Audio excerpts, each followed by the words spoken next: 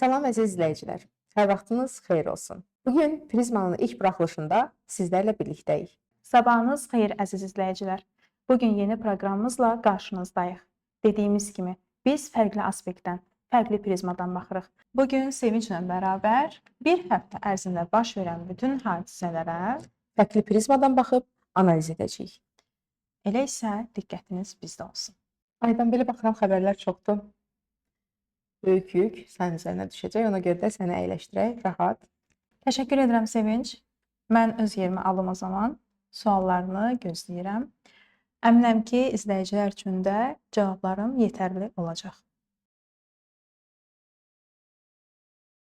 Bəli, Aydan və əziz izləyicilər. Diqqətinizə çatdırım ki, keçən həftə çox maraqlı olub. Xəbərlərə baxdıqda da bunu görə bilirik. İlk xəbərimizdən başlayaq. Bakıda belinə banka qoyulan qadın yanıb öldü. Məhkəmə banka qoyana cəza verdi. Xəbərin başlığı qəribədir. Bəli, biraz qəribə səsləndi. Maraqlı gəldi. Niyə bu xəbər? Bəli, mənim də diqqətimi çəkən xəbərin başlığı deyildi. Şərhlərdə insanların yazdıqları idi. Şərhin birində qeyd olunur ki, qadınlara niyə az cəza verilir?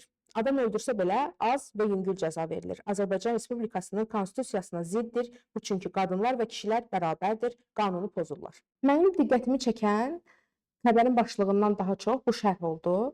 Nəyə görə qadınlara bu qədər hirs var? Bəli, Sevinc, özün də qeyd etdiyin kimi, nəyə görə qadınlara bu cür bir hirs var?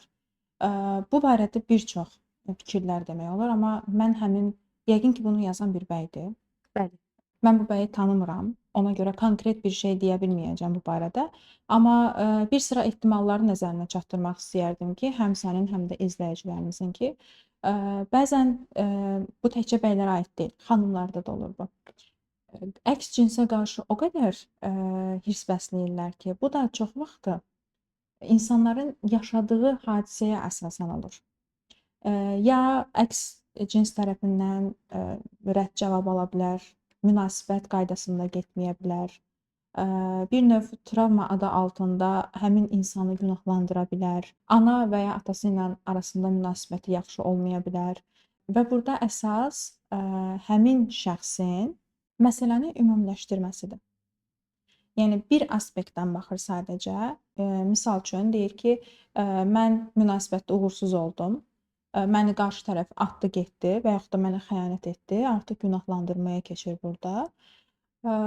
Və ümumiləşdirərək bütün xanımlara və yaxud da bütün bəylərə aid edir ki, bütün xanımlar və bəylər pisdir, yaxşı deyil.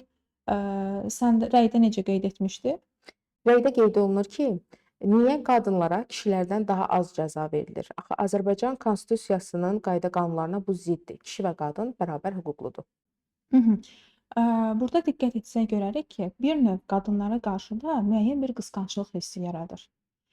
Ola bilər ki, valideynləri tərəfindən, yəni bacı-qardaş ola bilər.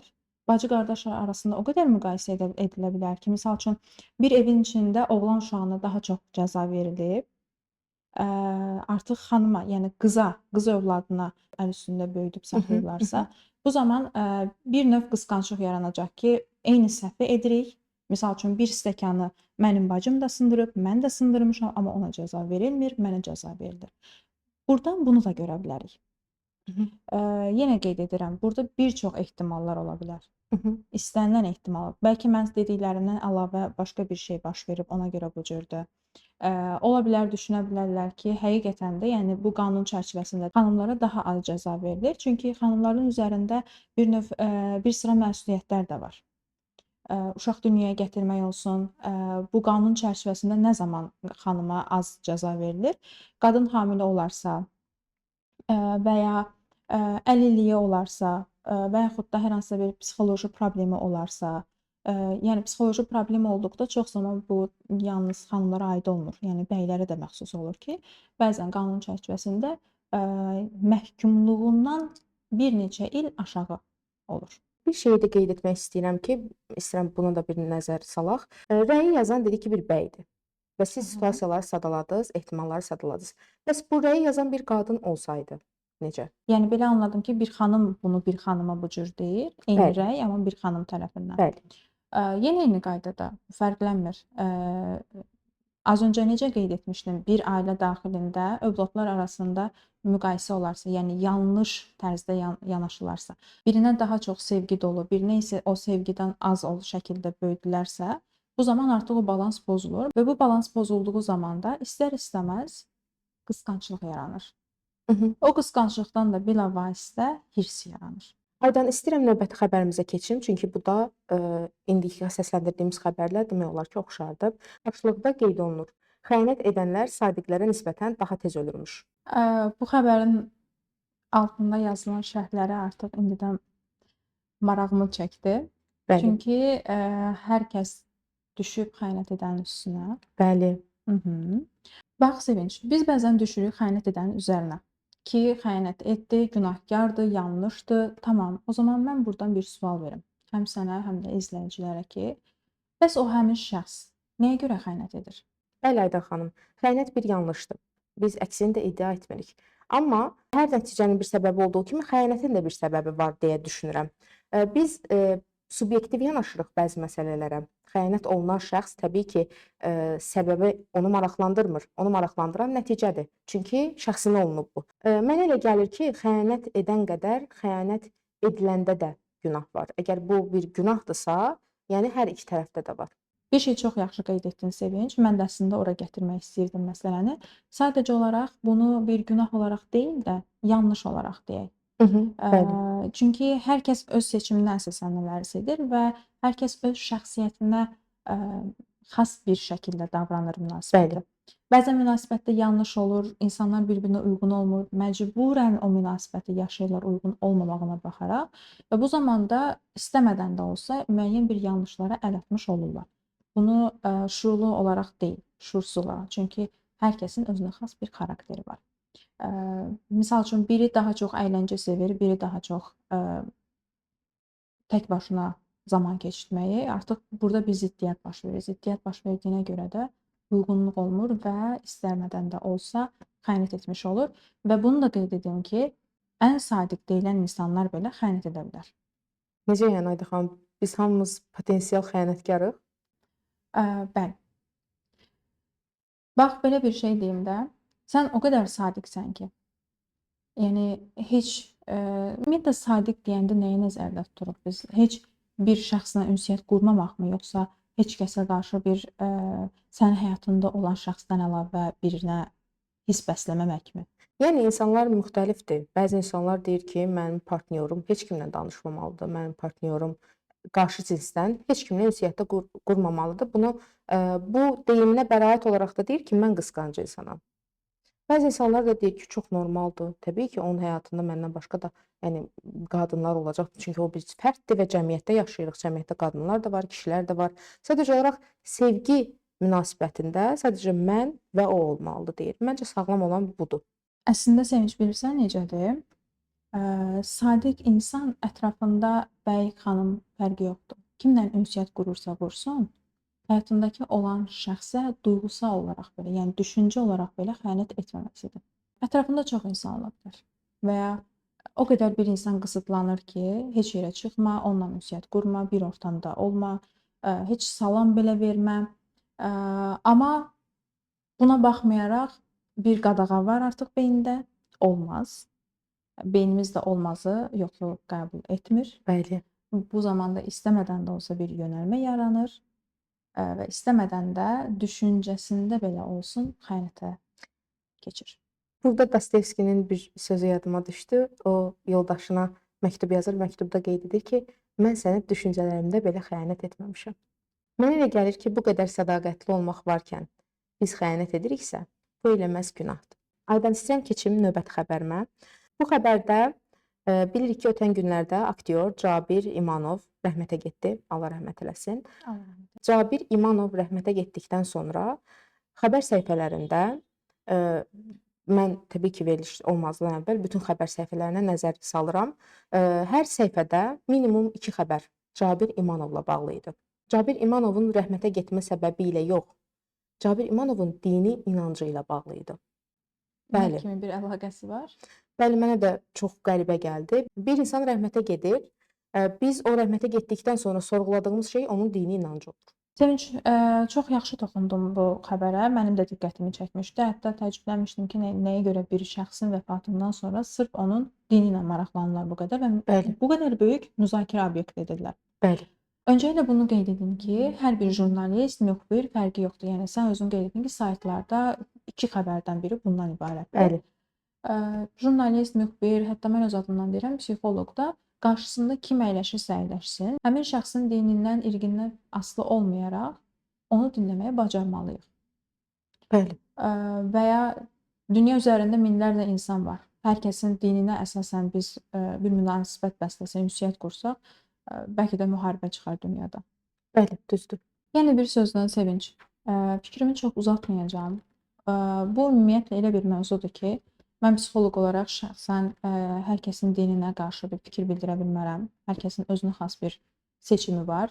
Mənim üçün fərqi yoxdur qarşımda kim olur olsun, kim bu həyatda hansı dinə inanır və yaxud da heç dinə inanmasın, fərqi yoxdur. Həmin şəxsin insaniyyətliyinə, şəxsiyyətinə baxıram. Eynilə elə həmin o xəbəri müzakirə edən insanlar da şəxsin dininə deyil də bir o insanın şəxsiyyətinə, xarakterinə diqqət etsələr, məncə daha yaxşı olacaq. Bəli, Aydan, təşəkkür edirəm. Keçirim növbəti xəbərə. Bu xəbər həmin səhifədə son bir həftədə ən çox rəy toplayan xəbər idi. Başlığı oxuyuram. Son 5 ildə Azərbaycanda 82.944 uşaq nikahdan kənar doğulub. Başlıq budur. Rəyləri yəqin ki, təxmin etdin azdan çoxdan. Şəhərlərdə 90% insan o uşağın böyüyəcəyi mühitdən daha çox nikahdan kənar olub-olmaması ilə maraqlanır. Bəli, Sevinç. Rəyləri qismən də olsa təxmin edirəm necə olub. Çoxsu bu nikahdan kənara fokuslanır. Bu barədə sonda bir şey deyəcəm, amma ondan öncə bunu qeyd etmək istəyirəm ki, əslində insan beyni elə bir strukturdadır ki, nəyi görürsə, onu edir. Sosial verilişlərdə əgər ki, bu cür nikahdan kənar uşaqların dünyaya gəlməsini bir bəraət qazandırılırsa, buna müəyyən bir müsbət tərəflər çıxarılırsa, artıq istər-istəməz digər insanlarda da belə bir fikir formalaşır ki, o edibsə mən də edə bilərəm.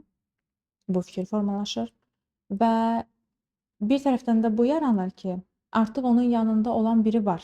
Yəni onun səhv olmasına baxmayaraq həmin insanın yanında duranlar var, dəstək olanlar var. Deməli, mən də Bəli. etsəm, mənə də dəstək edən olacaq və bunu bir yanlış kimi qəbul etməyəcək, seçim kimi qəbul edəcək. Təbii ki, yəni burada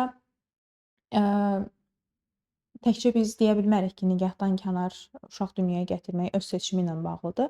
Bəziləri elə olur ki, öz seçimindən asılı olmadan olur. Ən başda qeyd etdim ki, sonda bir şey deyəcəm.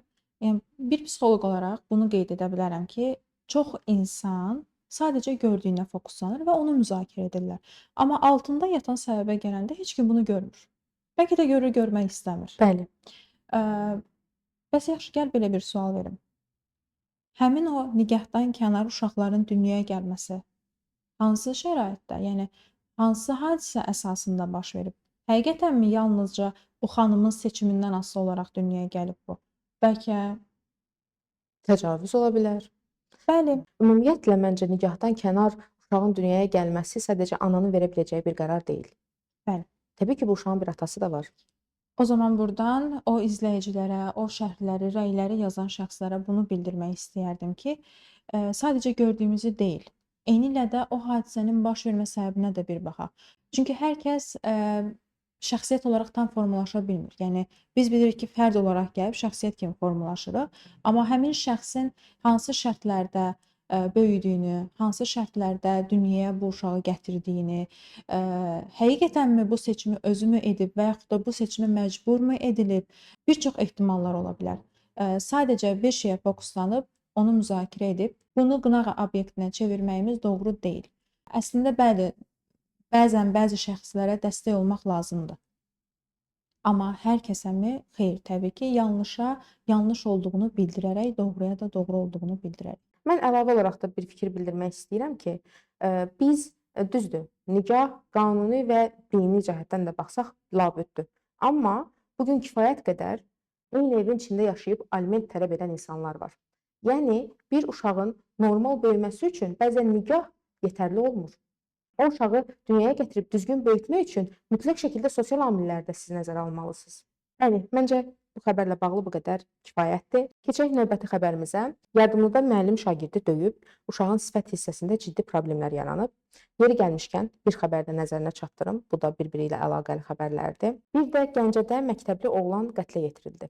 Mən istəyirəm biz nəzər salaq məktəblilər arasında aqressiyanın bu qədər artması, yayılması. Üstəlik bunu edən tək uşaqlar deyil. Müəllimlər də şiddətə artıq meyillidir, şiddət edirlər. Bunun səbəbi nədir? Bəli, Sevinç, çox gözəl bir nüansa toxundun. Əslində burada bunu qeyd edərdim ki, bu təkcə məktəblərdə deyil, istənilən bütün yerlərdə bu aqressiyanı biz müşahidə edə bilərik. Və hətta bunu da deyim ki, həmin o uşaqlar da evdə gördüklərini tətbiq edirlər. Bəli. Necə deyiblər? Övlad ailənin güzgüsüdür. Eynilə də burada da əgər bir övlad, bir uşaq atasından, anasından bir aqressiya görürsə və bu aqressiyanı ailəsinə öyrənirsə, bunun çox doğru bir şey olduğunu anlayır. Nəyə görə? Bir övladın inam, güvəndiyi yer haradır? Ailəsidir. Sevsə də, sevməsə də ailəsinə daha çox güvənir və onun aşıladığı, onun öyrətdiyi bütün şeyləri və onun aşıladığı və onun öyrətdiyi bütün o tərbiyə arasında gedən ki, nə ki duyğu var, hansı ki reaksiyalar, davranışlar var, bunları övlad doğru olaraq anlayır. Yanlış olsa belə. Bəli, yanlış olsa belə bunu doğru bilir və o cür də tətbiq edir. Məktəblərdə bu cür, yəni müəllimlərin aqressiyası da eynilə də buradan yarana bilər. Yəni təməl kökdən nə gəlir budur. Necə deyiblər, bir insan 7-sində nədirsə, 70-ində də bu cürdür. Təbii ki, bu hər kəsə aid deyil. Dəyişmək istəyən insanlarda bunu müşahidə etmək mümkün deyil. Bunu müşahidə etmirik. Amma yəni bu aqressiyanın da yaranma səbəbi şəxsin xarakterindən asılıdır. Hər kəsin həyatında müəyyən bir yaşadığı stresslər olur. Yəni bu stresli anları amma idarə etmək o insanın özündən asılıdır. Mən aqressivəm, mən əsəbiyəm deyib bunu bir xarakter olaraq özünə aşılayırsa və bunu da qeyd edim ki, əsəbi olmaq, aqressiv olmaq bir xarakter deyil. Bu sadəcə bir duyğudur. Seçimdir. Seçim deməzdim. Bu seçim deyil. Bu sadəcə olaraq duyğudur və hər kəsə xas bir duyğudur. Amma bunu idarə etmək, bunu göstərmək isə bizim özümüzdən asılıdır. Amma bəzən insanların etdiyi yanlış budur ki, mənim xarakterim bu cürdür, mən bu cür bir insanam, mən aqressivəm, mən əsəbiyəm deyib şəxsiləşdirirlər. Bəs nəyə görə insanlar mən xoşbəxtəm demirlər? Daima neqativ hadisələri müzakirə edirlər, heç yaxşı, müsbət hadisələrə fokuslanmırlar. Bəli, hətta şiddətə belə şiddətlə cavab verilməsini alqışlayırlar. Ki, növbəti xəbərimiz də bunun haqqındadır. Növbəti xəbərə keçmədən öncə Sevinç, unutma xəbərini. Gəl bu Gəncədə qətlə yetirilən həmin o şagirdə də bir toxunaq. Bəli. Əslində bunun da kökündə aqressiya dayanır və başqa nüanslar da ola bilər. Yenə eynilə ilk xəbərdə qeyd etdiyim kimi qısqanclıq ola bilər və bu zamanda artıq bir pedaqoqun öz şagirdlərinə doğru şəkildə yanaşmamasından irəli gəlir. Eynilə valideynlərin etdiyi kimi biri yaxşı oxuyursa onu daima çox tərifləyir, ön partada əyləşdirir. Digər şəxsi isə, yəni yaxşı oxumursa, dəcəldirsə, arxa partada oturur və diqqət etsək görərik ki, ən arxa partada hər zaman dəcəl uşaqlar oturur. Bir nüansı dəqiqləşdirmək istəyirəm. Qətl törədən şəxs yeniyetmədir. Yəni bu hadisə yeniyetmələr arasında baş verir. Bəli, qətli törədənlə bağlı tam dəqiq məlumatımız olmasa da, xəbərin açıqlama hissəsində qeyd olunur ki, mübahisə iki yeniyetmə arasında gedib. Hadisəni biraz mənə izah edə bilərsən? İlkin məlumatlara görə iki yeniyetmə arasında mübahisə zamanı 2009-cu il təvəllüdlü Vaqif Rəfibəyli bıçaqlanıb. O, xəstəxanaya aparılarkən yolda ölüb. Eynilə az öncə qeyd etdiyim kimi də yeniyetmələr arasında da aqressiyanı müşahidə etmək mümkündür. Bu da eyni qaydada valideynlərdən, hətta müəllimlərdən də öyrənilmiş bir duyğu ola bilər. Çünki ki, mən də ilk xəbərdə qeyd etdim ki, Bəli. bir müəllim tərəfindən şiddət törədilib. Eynilə. Əgər bir şagird müəllim tərəfindən bu cür şiddətə məruz qalırsa, artıq onun içində digər şəxslərə qarşı da bu cür bir aqressiya yaranacaq və aqressiya yarandıqda əsəbləşdiyi zaman, hirsləndiyi zaman bunu şiddətlə göstərmiş olacaq. Halbuki bir pedaqoq bunu doğru şəkildə izah edərək, çünki pedaqoq deyirik biz burada. Bəli. Biz bilirik ki, bir çox universitetdə bu pedaqoq təhsil aldığı zaman psixologiya təhsili də alır. Psixologiya təhsili alan bir şəxs, bir müəllim Bu cür şiddət göstərərək deyil, izah edərək. Hər kəs yaxşı oxuyacaq deyə bir şey yoxdur. Bəli, Hər kəsin özünə xas dərk etmə potensialı var. Sən artıq o şagirdə xüsusən bir dərs metodu keçə bilərsən. Bunu get oxu, öyrən, gəl, mənə danış deməklə deyil. Sən ona o dərsi, fənni sevdirərək öyrətməlisən. Sevdirməyəndən sonra sən ona bir dərsi tələb edirsənsə, məncə burada bir yanlışdır. Sistem artıq idarə edilməlidir deyərdim. Gələk həmin qətl məsələsinə. Bu məsələdə isə yeniyetmələr arasında ümumiyyətlə özlərini dərk edən dövr olduğuna görə bəzən hətta bu çox önəmli bir nüansdır. Bunu demədən keçə bilməyəcəm. Diqqət etsən görərsən ki, son dövrlərdə, son bir neçə ildə hı hı, bu qətl hadisələrini çox şaxəli şəkildə müzakirə obyekti edirlər. bəli, bəli, Eee, Daha öncəki xəbərdə nə demişdim? Gördüyümüz nəyi görürüksə biz onu tətbiq edirik. bəli, Eynilə də burada da bu cürdür. Son dəfə bu Elgün bəli, qətlində bəli, Elgünün qətli. orada necə rəylər var idi? Mən Hə, özüm də şəxsən hər birini psixoloq olaraq analiz etmək üçün hər bir rəyi bir-bir oxuyurdum. bəli. Orada yazılan rəyləri mən oxuduqca təəccüb hissi Mən keçirdim. də dəhşətə gəldiyim rəylər var idi. Bəli, bundan bir zövq hissi duyurdular, necə qətlə yetirilib. Bunu o qədər ətraflı şəkildə müzakirə edirdilər. Hər kəsin içində olan sanki ortaya çıxırdı. Bəli, Və burada da artıq biz görə bilərik ki, bu yeniyetmə artıq bilir ki, mən bunu törətdimsə gizlədə də bilərəm. Heç kimin xəbəri olmaya da bilər. Etmişəmsə özünə bir bəraət də qazandıracaq ki, hirsləndim, etdim. Bəlkə heç bundan peşman da olmayacaq ki, təəssüf. yaxşı etmişəm. Bəli, bəli, Səhv etməzdim. Bunu demək istəyirəm ki, bunları o qədər də müzakirə etməyə gərək yoxdur. Əsas qurumlar bunu sadəcə xəbər olaraq bildirdi və yetkili şəxslər zaten onların özləridir. bəli, Bunu cəmiyyətin müzakirə etməsi gərəksizdir və həmçinin də bu qədər qlobal şəkildə, ətraflı şəkildə hər kəsə bunu nümayiş etdirməyin bir mənası yoxdur. bəli. Sanki biz ona öyrədirik ki, sən bu cür bu tərzdə, bu situasiya daxilində qətl hadisəsi törədə bilərsən. Mütəəssif hissi ilə bildirmək istəyirəm ki, Aydan xanım, bu gün xəbər saytlarının da əsas baxış xatirinə, reytinq xatirinə toxunduğu ən aktual məsələ də elə bu şiddət, cinayət kimi məsələlərdir. Ötən dəfə qarşıma bir xəbər çıxdı. Məktəbli bir qıza orta yaşlı bir kişi cinsi istismar edir. Bunu görən bir oğlan gəlir və kişini döyür. Buna istinadən elə bir xəbəri də nəzərinizə çatdırmaq istəyirəm ki, Qırğızstanda ölüm hökmü bərpa olunur.